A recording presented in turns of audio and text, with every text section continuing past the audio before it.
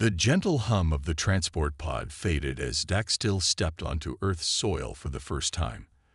Their four hearts beat rapidly with excitement and fear as they adjusted their holographic disguise, making sure they appeared like any other human college student. The morning sun felt strange on their skin, warmer and harsher than their homeworld's distant star. Zack still remembered their professor's warnings clearly. Humans are a primitive species. Study them from a distance. While they might seem dangerous, they lack the physical and mental capabilities of advanced races. Your safety is assured by their weakness.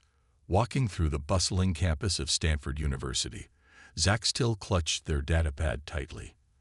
The device contained everything they needed to maintain their cover as a transfer student. As a junior xenologist from the Galactic Academy, this field assignment would determine their future career. Their mission was simple: observe and document human behavior in their natural habitat. The first thing that struck them was the noise. Humans were everywhere, laughing, shouting, running between classes. This was nothing like the quiet, ordered halls of the academy. Two humans crashed into each other while staring at their primitive communication devices, then laughed it off and helped each other gather scattered books. Zack still noted this unusual reaction. On their world, such clumsiness would bring shame. In their first class, advanced physics, Zack still sat near the back, confident they would find the material elementary. Their species had mastered quantum mechanics millennia ago. But as the professor began explaining human theories about dark matter, Zack still found themselves leaning forward with interest. These humans were approaching the problem from angles they had never considered. During lunch break, they observed more peculiar behavior. A human female shared her food with a clearly hungry classmate who had forgotten their meal card. In another corner, a group huddled around a broken electronic device, working together to fix it using what appeared to be tape and a paperclip. Such improvisation should have been impossible with their limited technology. The day's biggest surprise came during their Earth history class. Instead of celebrating their greatest warriors or technological achievements, the humans spent time discussing their failures, analyzing mistakes, and debating different viewpoints of the same events. This level of self-criticism was unheard of in galactic society. As the sun set over the campus, Zack still sat on a bench processing their observations. Everything they'd been taught about humans seemed incomplete. Yes, their technology was primitive by galactic standards. Yes, they lacked the physical advantages of many species. But there was something else here, something their briefings hadn't covered. Opening their secure channel to the Academy, Zack still began their first report. Day 1 observations suggest current data on human capabilities may require significant revision. Request permission to conduct closer study. They hesitated before adding, note: standard safety protocols may be unnecessary. Humans appear more focused on helping each other than causing harm. As they hit send, a commotion near the library caught their attention. Another day of surprises was about to begin. The second day of Zack Still's Earth observation started with an unexpected emergency. While walking to their morning class, they heard the screech of tires and a loud crash. A small ground transport vehicle, what humans called a car, had collided with a light pole near the campus coffee shop. At first, Zack still watched from a safe distance, recording the event on their datapad. Their training suggested humans would panic or flee. Instead, they witnessed something extraordinary. A crowd gathered quickly, but not to watch, to help. A young human male, who Zack still recognized from their physics class, noticed someone trapped inside the vehicle. The car had flipped onto its side, and smoke was beginning to rise from its engine. Without hesitation, the student, James Chen, according to Zack Still's class records, braced himself against the vehicle's frame. What happened next defied everything Zack Still had learned about human physical limitations. James, with a strength that should have been impossible for his species, lifted the edge of the car just enough for others to pull the trapped driver to safety. The driver, an elderly woman, was mostly unharmed but shaken. Emergency response vehicles arrived minutes later, their sirens piercing the morning air. Zack still noticed James quietly slipping away from the scene, avoiding attention. Later that day, Zack still approached James in the campus cafeteria. "That was incredible strength you displayed this morning," they said, carefully maintaining their human disguise. James looked confused, then understanding dawned on his face. "Oh, that. Pure adrenaline, honestly. Anyone would have done the same thing. I'm just glad the lady's okay." This response puzzled Zack still even more. Not only had James performed a feat that contradicted known human capabilities, but he also dismissed it as routine behavior. They spent the rest of the day observing James, noting nothing particularly special about his physical build or behavior. That evening, Zack still accessed the university's medical records through their advanced technology. James's medical examination from last month showed completely normal human physiology. No genetic modifications, no enhanced strength, nothing unusual at all. In their private quarters, Zack still drafted another report to the academy. Witnessed human specimen exceeding documented physical limitations. Subject lifted approximately 2,000 Earth pounds under stress conditions. More remarkably, subject displayed no pride or superiority afterward. Current theories about human physical capabilities may be severely underestimated. Request immediate review of existing data. As they prepared to send the report, a notification popped up on their datapad. Tomorrow's weather forecast predicted severe storms, conditions that would soon test humanity's capabilities in ways Zack still never expected. The predicted storm arrived with unexpected fury, but it wasn't the weather that would test humanity's limits that day. Zack still was in the university's main science building when the first alarm started blaring. The experimental fusion reactor in the basement, a project that Zack still had dismissed as primitive, was experiencing a catastrophic failure. Red emergency lights flashed through the corridors as students and faculty rushed to evacuate. Through their enhanced senses, Zack still detected dangerous levels of radiation beginning to leak. According to their calculations, if the reactor went critical, it would destroy half the campus. What happened next changed their understanding of humans forever. While most aliens disguised as students quietly slipped away, Zack still watched a group of human students and professors running towards the danger. Leading them was Dr. Sarah Chen, the reactor's lead scientist, and her team of graduate students. "The cooling systems failed," Dr. Chen shouted, her voice steady despite the chaos. "We need to stabilize it manually before it reaches critical mass." Zack still's training urged them to flee, but curiosity kept them rooted in place. They watched as the humans began an impossible task. With the main systems down, they started improvising solutions that defied conventional physics. James, the same student from the car incident, suggested using the building's fire suppression system to cool the reactor. Another student, Maria, rewired the emergency generators to power the containment field. Professor Williams, an elderly man who taught quantum mechanics, used his knowledge to help the team adjust the magnetic containment field using hand-calibrated instruments. The humans worked with remarkable coordination, no central authority needed. They anticipated each other's needs, passed tools without asking, and solved problems before they fully emerge. Their solutions weren't elegant by galactic standards, but they worked.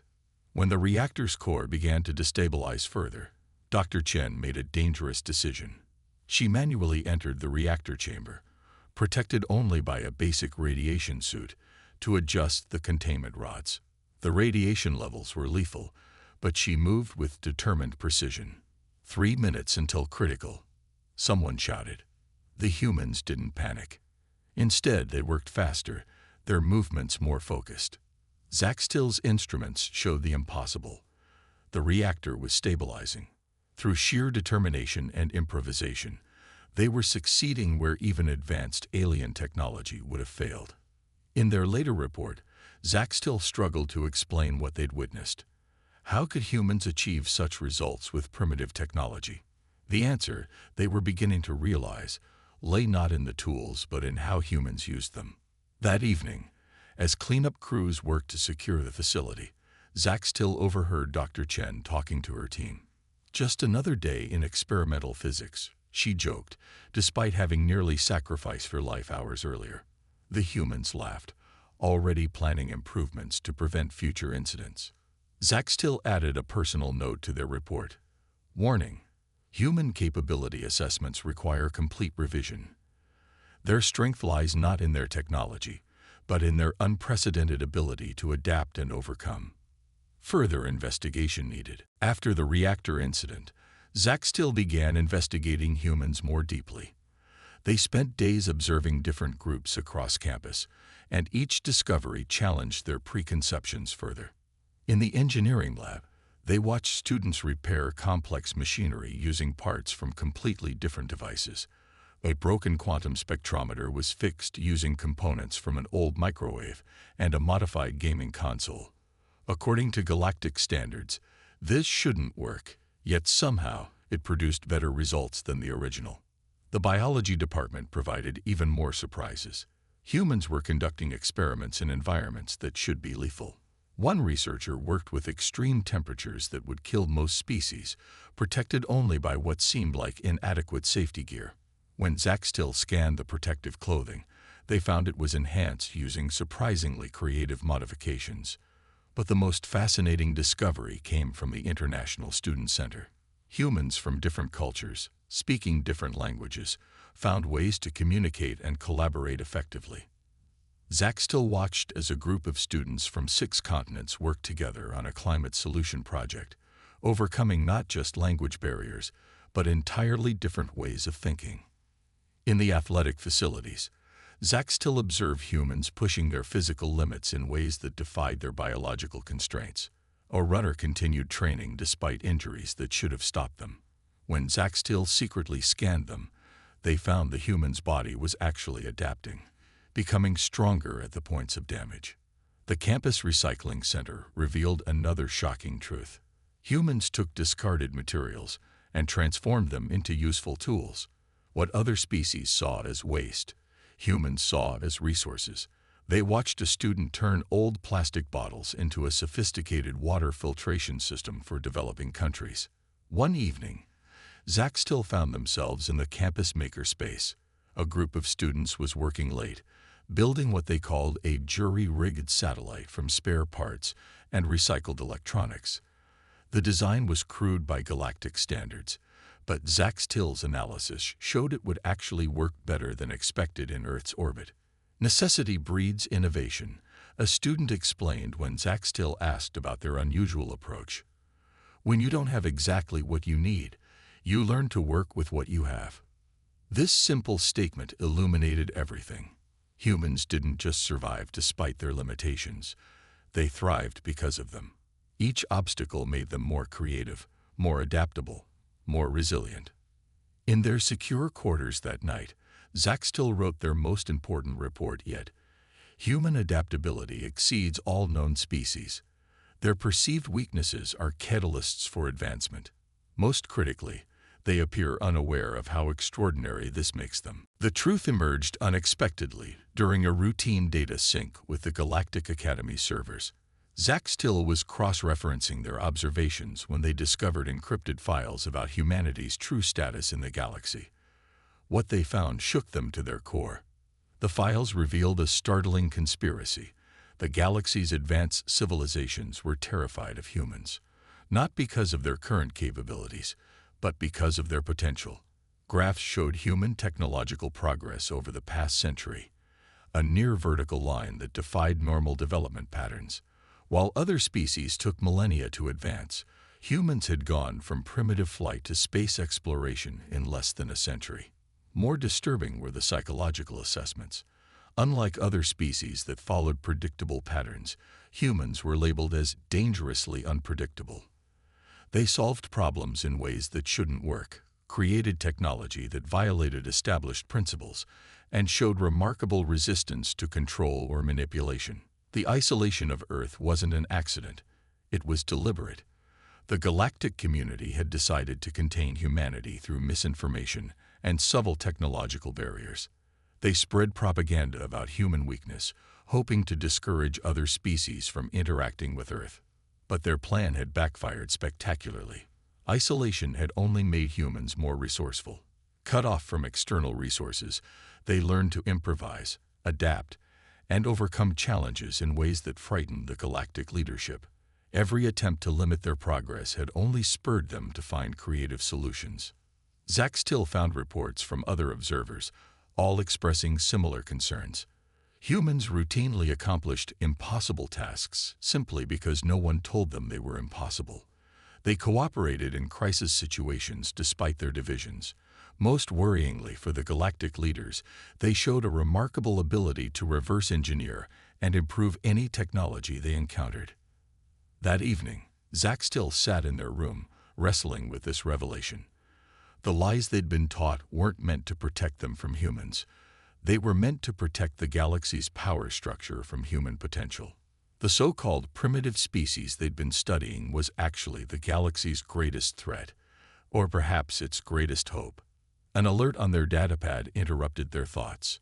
Unknown ships had entered the solar system, and they weren't from the Galactic Academy. The real test of humanity was about to begin. The invasion began during finals week. 3 massive warships appeared in Earth's orbit, belonging to the Krastal Empire, a species that firmly believed the propaganda about human weakness. Zack still recognized their distinctive hull design, having studied them at the Academy. From their dorm room window, Zack still watched military vehicles rush through the streets. Their datapad intercepted communications revealing the Krastal's plan. They intended to enslave humanity. Expecting minimal resistance from such a primitive species, Zack still faced a crucial decision. Their academic training demanded non-interference. Their cover identity would protect them during the invasion. But after months among humans, watching them overcome impossible odds, something inside them had changed. Breaking every protocol, Zack still rushed to find Dr. Chen and James. In the chaos of evacuation, they found them in the physics lab, already working with a group of students and faculty. "I need to tell you something," Zack still said, deactivating their holographic disguise.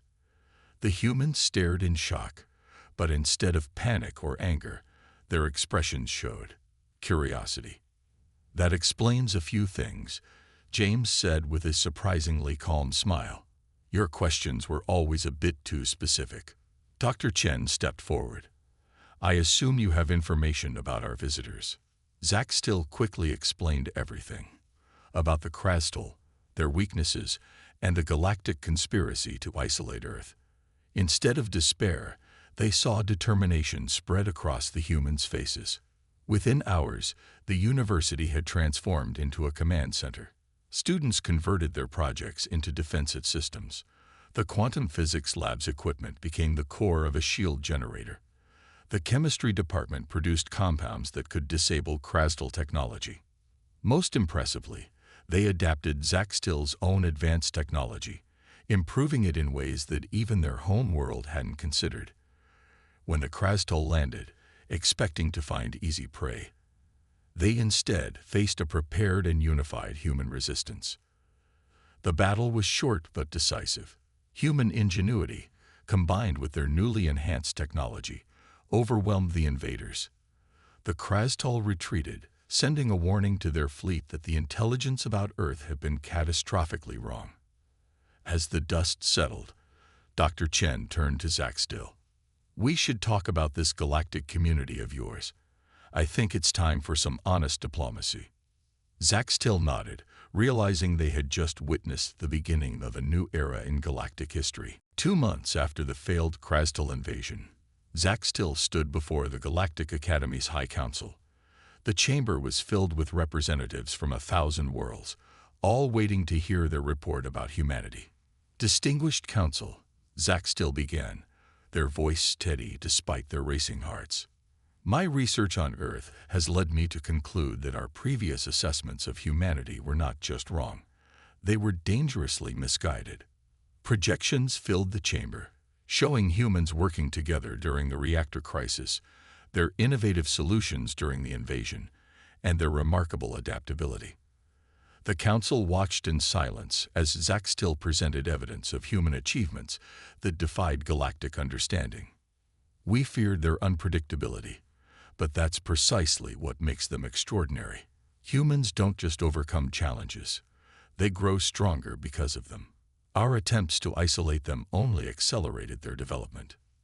Zach still revealed the data showing human advancement rates. In trying to contain humanity, we've ignored an unprecedented opportunity. They've solved problems that have stumped our best minds for centuries, simply because they approach challenges differently. The chamber erupted in debate.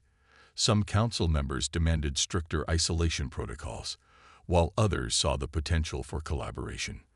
That's when Zach Still played their final recording. Dr. Chen and her team's messages to the galactic community. The human messages weren't filled with anger over the deception, but with enthusiasm for future cooperation. They offered to share their unique problem-solving approaches, their adaptability, their innovative thinking, if the galactic community would share their knowledge in return. The choice before us is clear, Zach Still concluded. We can continue our failed policy of isolation, or we can embrace a future where humanity's unique strengths complement our own advanced technology. The council deliberated for days. Finally, they'd reached a historic decision. Earth would be officially welcomed into the galactic community. The age of deception was over. Back on Earth, as humans and aliens began their first honest exchanges, Zach Still received a message from the Academy. Their field research had earned them a new position, Earth's first official diplomatic liaison.